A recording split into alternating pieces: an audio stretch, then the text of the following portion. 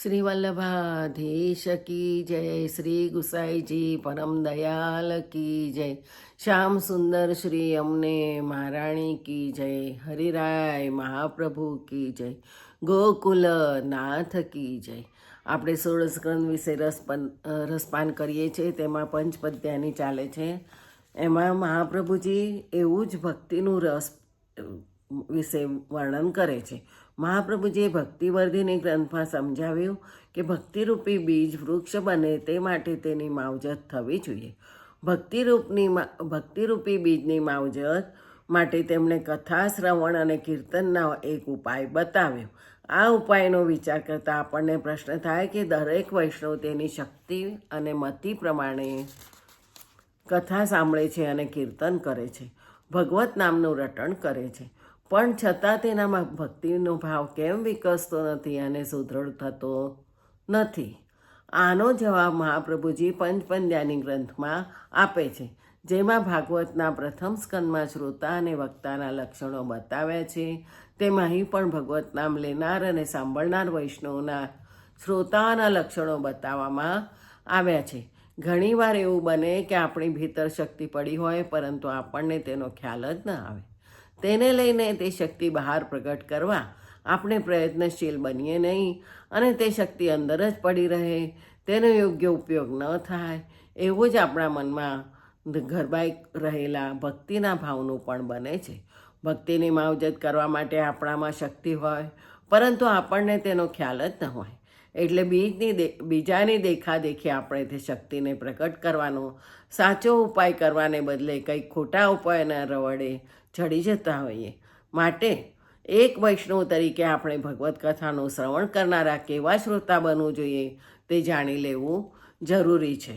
ભક્ત કવિ દયારામભાઈએ એમના એક પદમાં બહુ સુંદર અને સચોટ વાત સમજાવી છે. કોઈ પણ વસ્તુ ગમે તેટલી ઉત્તમ હોય, પરંતુ તે વસ્તુ મેળવવા કે ભોગવવા માટે માણસમાં પાત્રતા હોવી જોઈએ. માણસ તે વસ્તુને લાયક ન હોય તો તેને મળેલી ઉત્તમ વસ્તુ પણ નકામી જાય છે. દયારામભાઈએ સિંહણના દૂધનું દૃષ્ટાંત આપ્યું છે. સિંહણનું દૂધ સોનાના કટોરામાં જ ટકે, બીજે કોઈ વાસણમાં સિંહણનું દૂધ ભરવામાં આવે તો વાસણ ફાટી જાય, તેમાં તે ટકે નહીં. આપણા ભોજનનું પણ એવું જ છે. જો ઉત્તમ ભોજન માટે તંદુરસ્તી જરૂરી હોય છે, જેમને લીવરની, આંતરડાની એવી કોઈ બીમારી હોય, જેમની પાચન શક્તિ મંદ પડી ગઈ હોય, તેઓ મન ભાવતા મિષ્ટ ભોજન અને ફરસાણ જમી શકતા નથી, તેમને તે પચતા નથી. માટે પંચપદ્યાની ગ્રંથમાં ભગવત કથાના શ્રોતાઓ વિશે વર્ણન આપ્યું છે. ઉત્તમ, મધ્યમ અને કનિષ્ઠ એવી રીતે ત્રણેય શ્રોતાઓનું વર્ણન છે. આપણે ત્રીજો શ્લોક ચાલે છે. નિસંદિગ્ધમ કૃષ્ણ તત્વમ સર્વભાવેન યે વિદુઃ તે ત્વાવેશાત્તુ વિકલા નિરોધાદવાન ચાન્યથા. ચોથો શ્લોક. પૂર્ણ ભાવેન પૂર્ણાર્થા કદાચિત ન તુ સર્વદા અન્યાસક્તાસ્તુ કે ચિદ અધમા પરિકીર્તિતા એ નિસંદિગ્ધ કૃષ્ણ તત્વ સર્વભાવેન વિદુઃ. જેઓ સંદેહ રહિત કૃષ્ણ તત્વને સર્વભાવ વડે જાણે છે તેવા હોય. બીજું, તે આવેશાત તું વિકલા વા નિરોધાત તું વિકલા ચ અન્યથા ન. તેઓ આવેશથી વિકળ થાય છે અથવા નિરોધથી વિકળ થાય છે, અથવા આવેશ અને નિરોધ બંને ભાવથી વિકળ થાય છે, પરંતુ બીજે પ્રકારે એટલે સર્વદા વિકળ નથી હોતા. પૂર્ણ ભાવેન પૂર્ણાર્થા કદાચિત તું સર્વદા. કદાચિત પૂર્ણ ભાવ વડે પૂર્ણ અર્થવાળા છે, પણ સર્વદા થતા નથી. કેચિત એ અન્યાસક્તા. કેટલાક જેઓ પ્રભુ સિવાય અન્ય વૈદિકમાં આસક્ત હોય છે તેવા. તે અધમા પરિકીર્તિતા. તેઓ અધમ શ્રોતા કહેવાય છે. આ 12 મધ્ય શ્રોતાનું મન કાયમ માટે કોમળ હોય છે, પરંતુ આ હીન શ્રોતાનું મન પ્રથમ વિશેષણમાં બતાવ્યા મુજબ જ્ઞાનમાં વિશેષ આસક્તિવાળું હોવાથી, જો કે કૃષ્ણ તત્વને સંદેહ રહિત સર્વભાવ વડે જાણે છે, છતાં શ્રવણની અસર મધ્યમ શ્રોતા જેવું કોમળ મન ન હોવાથી મધ્યમ શ્રોતા જેવી થતી નથી. ભક્તિની વ્યાખ્યામાં જ મહાત્મ જ્ઞાનપૂર્વસ્ય સુદૃઢ સર્વતેધિક સ્નેહો ભક્તિ. ભક્તિના 2 અંગ બતાવ્યા છે. પ્રથમ તો મહાત્મ્ય જ્ઞાન અને તે થયા પછી પ્રભુમાં સુદૃઢ સ્નેહ થાય ત્યારે ભક્તિ સિદ્ધ થઈ કહેવાય.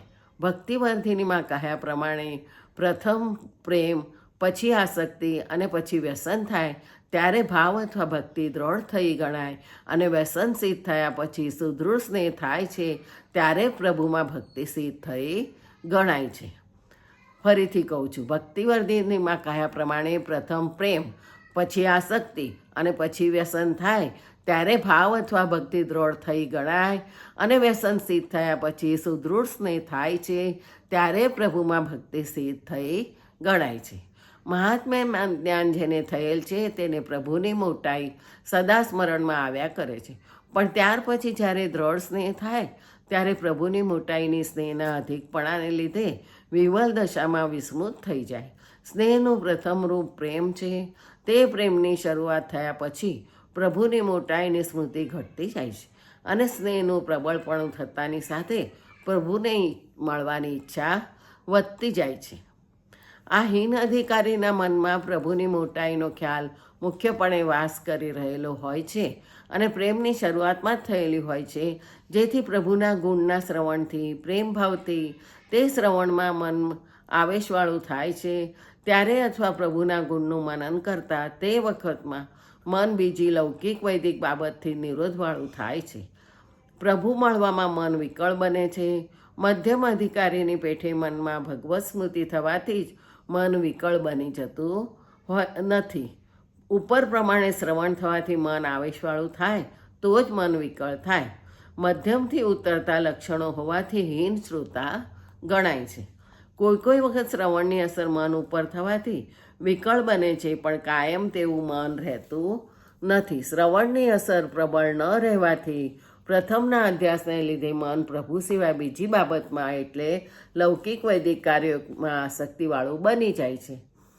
કારણ મન ઉપર થવાથી વિકળ બને છે. શ્રવણની અસર મન ઉપર થવાથી વિકળ બને છે, પણ કાયમ તેવું મન રહેતું નથી. શ્રવણની અસર પ્રબળ ન રહેવાથી મન પ્રભુ સિવાય બીજી બાબતમાં વૈદિક કાર્યો અને લૌકિક કાર્યમાં આસક્તિવાળું બની જાય છે. ભગવદ્ ગુણનું જ્યારે શ્રવણ થાય છે ત્યારે પાછું ફરીથી થોડીવાર મન પૂર્ણ અર્થવાળું થઈ જાય અને નિરપેક્ષ બને છે અને ફરીથી પાછું અન્યાસક્ત થાય છે.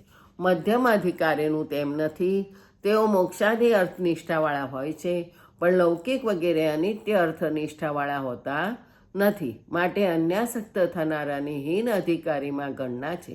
જેમ એક સ્ત્રી પોતાના પતિને વિશે પૂર્ણ ભાવ ન રાખતા જેટલું ન્યૂનપણું રાખી બીજાને વિશે આસક્તિ રાખે તો તેને તે જેવી ગણવામાં આવે તેવી ગણના થાય છે.